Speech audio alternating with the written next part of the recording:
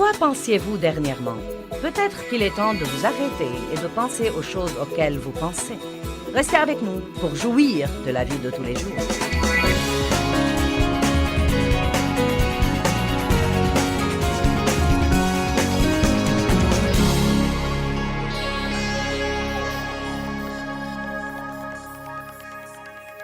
Eh bien, la pensée, la pensée, la pensée.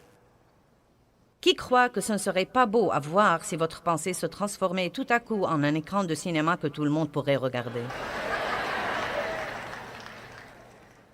Père, nous te remercions pour cette parole et nous prions qu'elle touche la vie des gens et qu'elle ne soit pas un autre message qu'ils écoutent, mais quelque chose qui leur change vraiment la vie. Nous prions au nom de Jésus. Amen. 1 Corinthiens 2 dit, le verset 16 dit, « Car qui a connu ou compris la pensée, le conseil et les desseins du Seigneur, pour le guider et l'instruire et lui donner la connaissance. Mais nous avons la pensée de Christ le Messie, et nous avons les pensées, les sentiments et les desseins de son cœur. » C'est un verset intéressant. Que tout le monde dise « J'ai la pensée de Christ ». Nous pouvons savoir beaucoup de choses et ne pas agir en conséquence. Et c'est pourquoi parfois certains des trucs que nous lisons pourraient nous embrouiller si nous ne voyons pas tout le tableau, car la Bible nous dit que nous avons tout le fruit de l'esprit en nous. L'amour de Dieu est répandu dans nos cœurs par le Saint-Esprit. À l'instant où nous recevons le Christ, nous recevons l'amour de Dieu et il doit se répandre en nous et par nous. Nous avons la justice, la paix, la joie et l'humilité. Toutes sortes de choses merveilleuses, la maîtrise de soi. Vous dites, eh bien, où sont-elles si je les ai? Eh bien, quand vous êtes régénéré, et c'est quelque chose que de plus en plus de gens doivent comprendre, c'était merveilleux pour moi de le comprendre. Quand vous êtes régénéré, quand vous recevez le Christ comme sauveur, il vient vivre dans votre esprit. Et votre esprit se sanctifie et devient parfait parce que Dieu ne peut pas demeurer quelque part où il y a le moindre péché. Donc vous êtes purifié de l'intérieur. La Bible dit, celui qui n'a pas connu le péché est devenu péché afin que nous devenions justice de Dieu en lui. Donc, vous voyez, la Bible parle de ce que vous êtes dans l'esprit et parfois, votre expérience de ce que vous êtes dans l'esprit et de ce que vous faites dans le naturel et dans le royaume de l'âme ou dans la chair sont tout à fait opposés.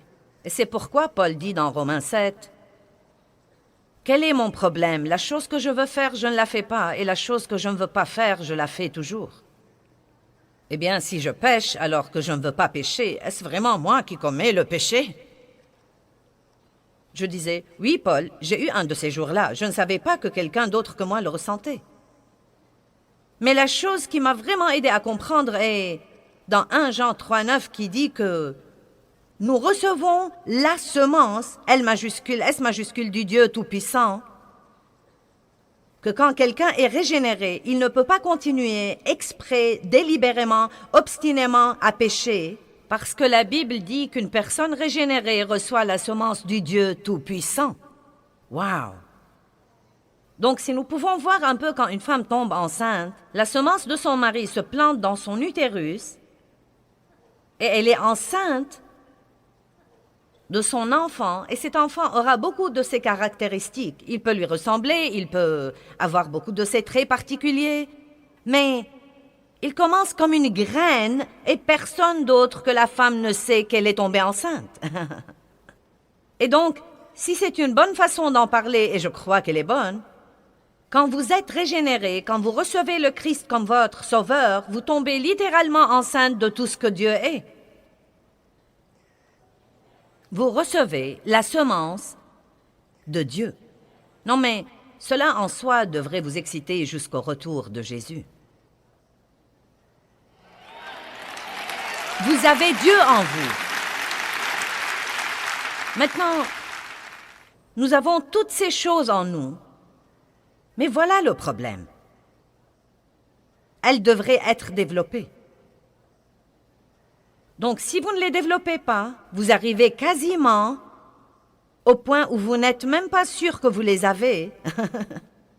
car après tout, vous ne voyez rien et vous ne sentez même rien de différent. Vous savez, quand une femme tombe d'abord enceinte et vraiment... Non mais, ma belle-fille est enceinte, mon bébé, mon Benjamin, sa femme est maintenant enceinte et... Donc, mon bébé va avoir un bébé et c'est vraiment cool. Mais, à la voir, on ne dirait pas qu'elle est enceinte. Et si vous lui demandez ce qu'elle ressent, elle dit, vous savez quoi? J'ai un peu la nausée. Mais c'est tout. Et donc, elle doit croire par la foi que cette petite semence travaille au-dedans d'elle et que ce fœtus se développe et que dans peu de temps, elle va donner naissance à un bébé en bonne santé. Dieu m'a donné un moyen de l'expliquer en utilisant un appareil photo. Voyons un peu. Pierre, je ne vais pas te voir pour quelque temps, je vais donc te photographier, ça va? Car tu es très beau, je veux me rappeler tes traits. Donc c'est parti, j'ai photographié Pierre. Maintenant, quelqu'un pourrait dire « Oh, tu as une photo de Pierre, puis-je la voir ?» Je ne peux pas te la montrer, je l'ai, mais... je ne peux pas te la montrer. Eh bien, je l'ai, mais je ne peux pas te la montrer avant qu'elle ne se soit développée. Je vais juste dire ça pour faire bonne mesure. Nous en reparlerons demain, mais... elle doit se développer dans une chambre noire.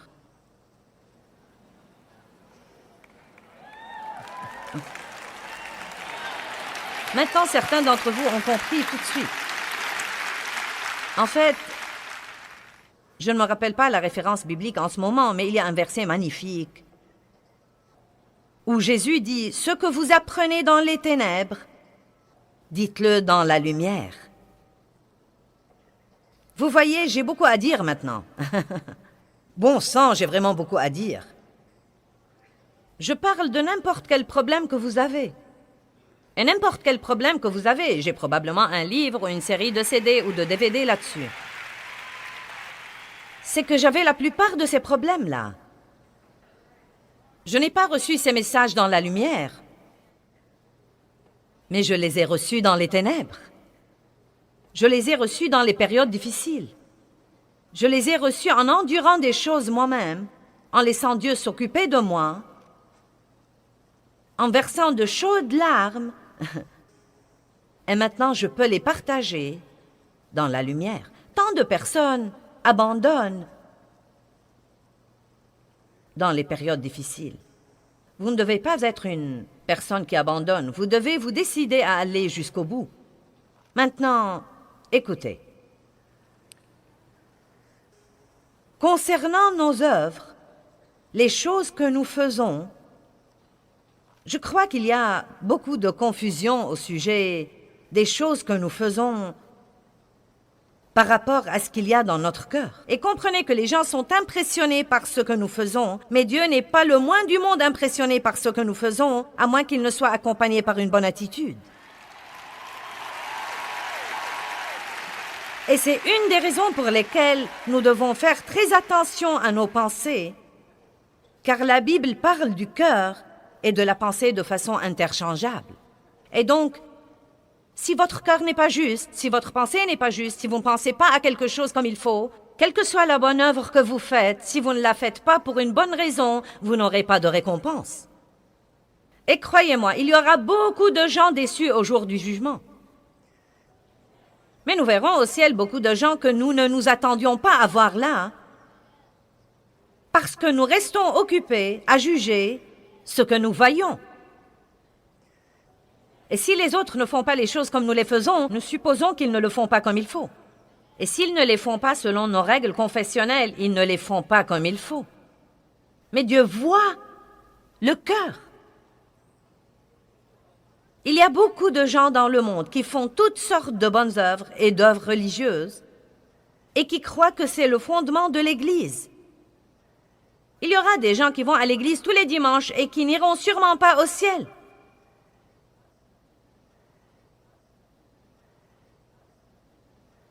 Cela est essentiel et donne vraiment à réfléchir. Parce que Jésus n'est pas mort pour que nous ayons une religion. Il est mort pour que nous ayons une relation profonde, intime et passionnée avec lui, par le Christ, et pour le servir dans notre vie. Tu aimeras le Seigneur, ton Dieu, de tout ton cœur, ton âme, ta pensée et ta force. C'est un peu différent d'aller à l'église pour 45 minutes le dimanche matin et d'avoir l'attitude « Eh bien, j'ai hâte que ça se termine ».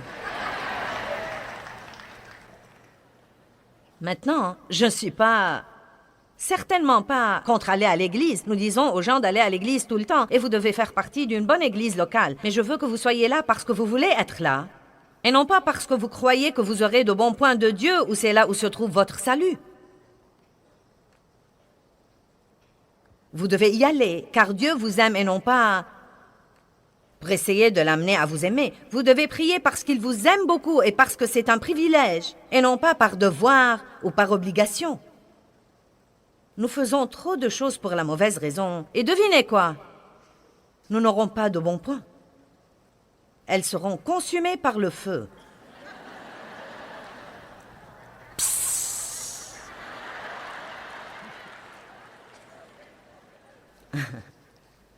1 Corinthiens 3, 11.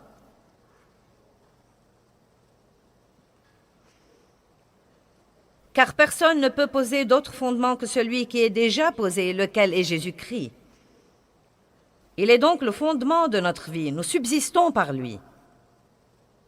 Mais si quelqu'un bâtit sur ce fondement, avec de l'or, de l'argent, des pierres précieuses, du bois, du foin ou du chaume, on peut donc bâtir avec différents trucs. L'œuvre de chacun sera simplement, ouvertement connue et manifestée pour ce qu'elle est, car le jour de Christ la fera connaître parce qu'elle se révélera dans le feu. Et le feu éprouvera et jugera sévèrement la qualité et la valeur de l'œuvre de chacun. Si l'œuvre de quelqu'un qui l'aura bâti sur le fondement, n'importe quel produit de ses efforts, subsiste dans ce test, il recevra sa récompense. Mais si l'œuvre de quelqu'un est brûlée dans ce test, il perdra tout, il perdra sa récompense. Bien que lui-même, il sera sauvé, mais seulement comme quelqu'un qui est passé à travers le feu. Donc nous n'allons pas au ciel sur la base de nos œuvres faites avec un motif, qu'il soit bon ou mauvais. Notre salut est sur la base de « Croyez-vous en Jésus? L'avez-vous reçu comme votre sauveur? Vous êtes-vous repenti de vos péchés? » Mais il y a des récompenses que nous pouvons avoir au ciel, et je ne sais pas ce que vous en pensez, mais je ne veux pas une demeure au fin fond du ciel et qui ait besoin d'être repeinte. Non, mais je veux le gros lot. Amen. Je veux le meilleur là-haut. Et je veux un bon char. Et je ne veux pas que Dave le conduise. Je veux le conduire moi-même. Et j'ai dit à Dave, en fait, que je prie là-dessus car Dave même, après toutes ces années, conduit toujours comme un conducteur de voiture de course. Et vous savez, j'en ai assez d'arriver le cou ébranlé et... De ce côté de la voiture, non mais je demanderai à Dieu, quand nous arriverons au ciel, de ne jamais te laisser conduire. Je voudrais prêcher avec Moïse et Abraham et faire une conférence avec Jésus. Amen. Vraiment, vous savez, par-dessus tout, je voudrais entendre ces mots que nous voudrions tous entendre. C'est bien, bon et fidèle serviteur. Je voudrais que beaucoup de gens aillent au ciel parce que le travail que j'aurais fait ici aurait été un travail pur que Dieu aurait vraiment oint et utilisé. Vous devez vous demander, qu'est-ce que je fais de ma vie? Vous n'allez pas être là indéfiniment. Le voyage est court, donc veillez à ce que votre voyage ici ait une grande influence. Ne perdez pas votre temps à essayer d'avoir plus de choses et plus d'opposition, plus de ceci et plus de cela. Vous savez, ce serait un bon exercice d'aller la semaine prochaine à un entrepôt de chiffonniers ferrailleurs. Parce que ce qui est là était le rêve de quelqu'un autrefois. Les gens ont détruit des relations à cause de ce qui est maintenant dans cet entrepôt.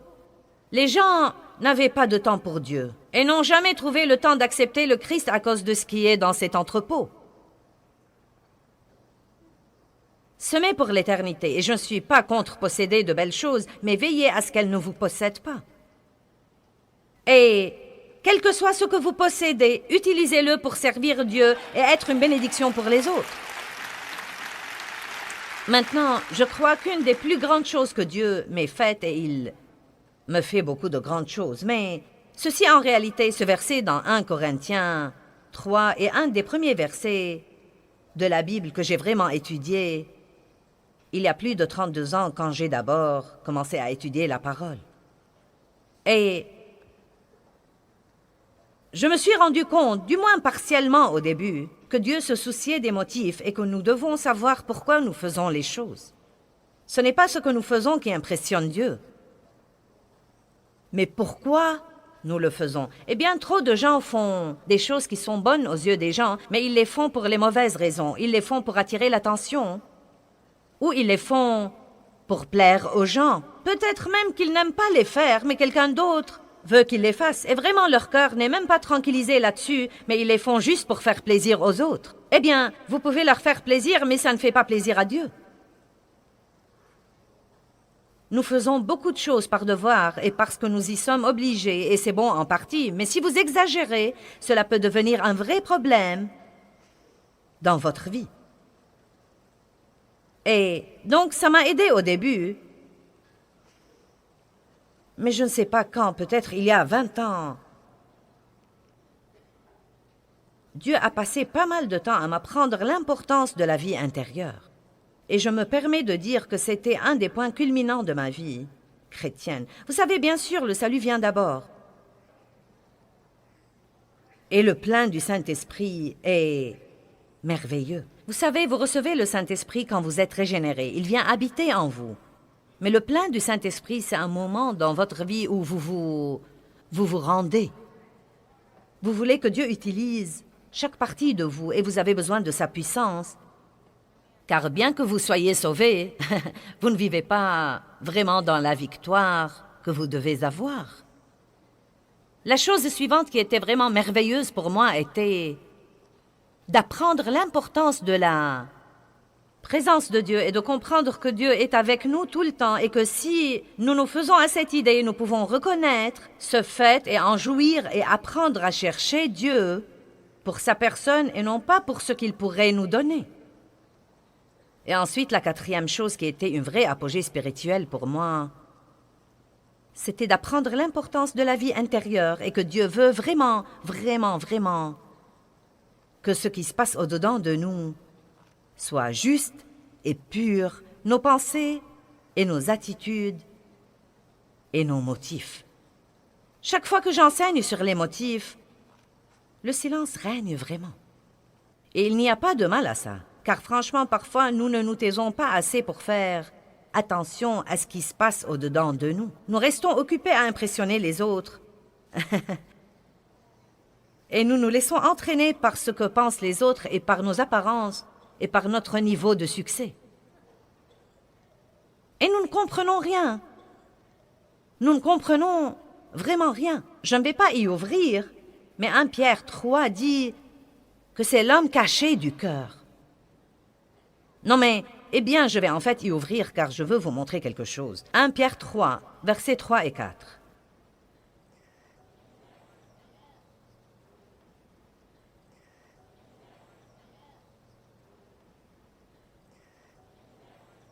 Et j'ai fait toutes sortes d'enseignements sur la pensée. J'ai probablement plus de séries d'enseignements sur la pensée que sur n'importe quel autre sujet. Et j'ai fait beaucoup d'enseignements sur les attitudes. Et nous devons écouter ces trucs tout le temps, car c'est tellement facile d'avoir de mauvaises pensées. Et tant de gens disent « Ma vie pue, vous feriez mieux d'examiner vos pensées. » Car là où la pensée va, l'homme suivra. Si vous n'aimez pas votre vie aujourd'hui, c'est à cause de ce que vous avez pensé hier. Et si vous voulez aimer votre vie demain, changez votre pensée aujourd'hui. Amen. 1 Pierre 3, que votre parure ne soit pas purement ou uniquement une parure extérieure, cheveux tressés, toilettes et habits élégants et bijoux d'or et toilettes et habits élégants. Maintenant, certains gens ont dit, vous ne devez pas porter de bijoux, vous ne devez pas vous tressez les cheveux. Vous ne devez pas vous maquiller et porter des toilettes élégantes. Ce n'est pas ce que dit la Bible vraiment. Elle ne parle même pas de ça. Pourquoi Dieu aurait-il créé les couleurs s'il ne voulait pas les voir sur nous? Oui. La Bible dit, ne soyez pas uniquement ou purement préoccupés par cette parure extérieure, mais que ce soit la parure et la beauté de la disposition cachée du cœur, avec le charme incorruptible et impérissable d'un esprit doux et paisible, qui n'est ni inquiet ni troublé, mais qui est d'un grand prix devant Dieu. Si nous ne savons pas ce qui se passe à l'intérieur de nous, nous aurons toutes sortes de mauvais comportements et nous en attribuerons la responsabilité aux autres. Prenons par exemple Marie et Marthe. Est-ce que tout le monde connaît l'attitude de Marthe, la sœur de Marie? C'est dans Luc 10, si vous ne la connaissez pas. Ce sont deux sœurs que Jésus connaissait bien et visitait souvent. Et il est venu à leur maison et, bon sang, Marthe était la première à lui ouvrir la porte et à l'accueillir. Et Marie s'était assise à ses pieds parce qu'elle y a vu une occasion à ne pas manquer. Mais Marthe était occupée et distraite, dit la Bible, par beaucoup de services. Puis elle a commencé à se vexer parce que Marie écoutait Jésus pendant que Marthe faisait le travail. Donc Marthe vient à Jésus et lui dit, « Eh bien, tu ne vas pas lui demander de m'aider? Ce n'est pas juste que je fasse tout le travail. » Et Jésus lui dit, « Marthe, Marthe. » Ça aurait pu être Fred, ce n'est pas parce que vous n'êtes pas une femme que ça ne s'applique pas à vous. À ceux qui sont ici et à ceux qui nous regardent à la télé, je vous vois là-bas. Fred et Marthe. Jésus donc a dit, « Marthe. »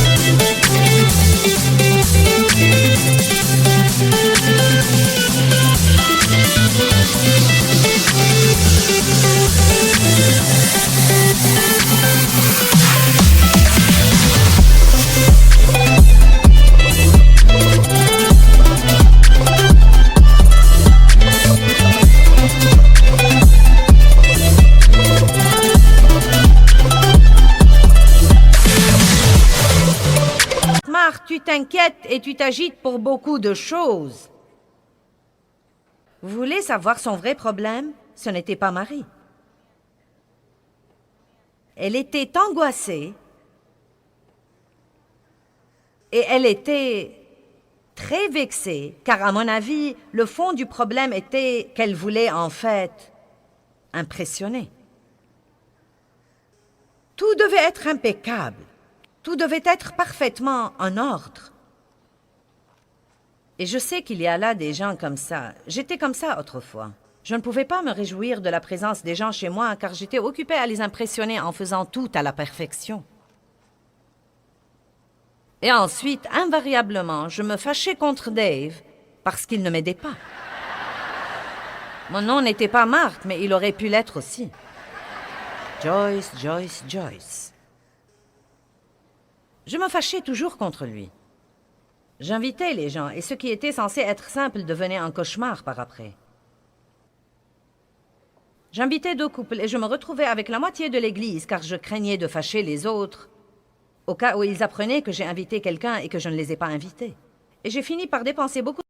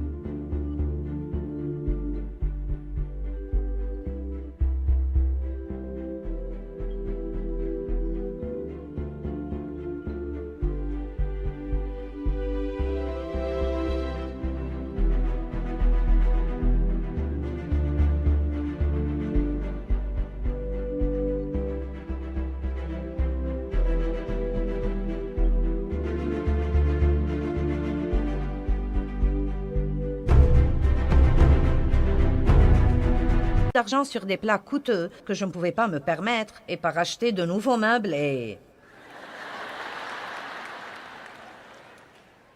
Dave sortait jouer au golf.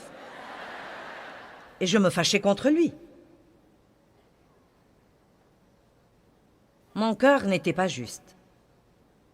Je n'invitais pas les gens chez moi pour les bénir. Je ne les invitais même pas parce que je les aimais. En fait, je n'aimais pas la plupart d'entre eux, mais ils étaient un groupe de personnes à l'église qui avaient une certaine position et que je voulais côtoyer. Maintenant, je sais qu'aucun de vous n'est comme ça. Ceux qui nous regardent à la télé, vous n'êtes pas comme ça. Donc, priez pour moi. Je suis contente de dire que je ne suis plus comme ça, mais j'étais comme ça. J'étais comme ça. Je voulais que mon mari soit membre du conseil de l'église, car je voulais savoir tout ce qui se passait.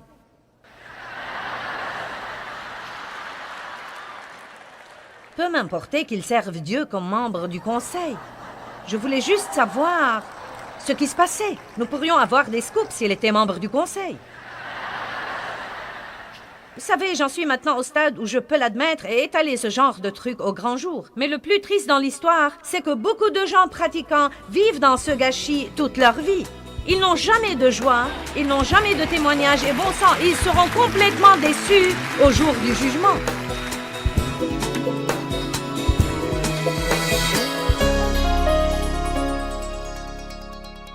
Eh bien, là où la pensée va, l'homme suivra. Et cela veut dire en fait la chose à laquelle je pense aujourd'hui.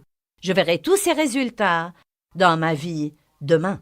Nous devons donc veiller toujours à avoir des pensées qui nous profiteraient et non pas des pensées qui rendraient notre vie pire.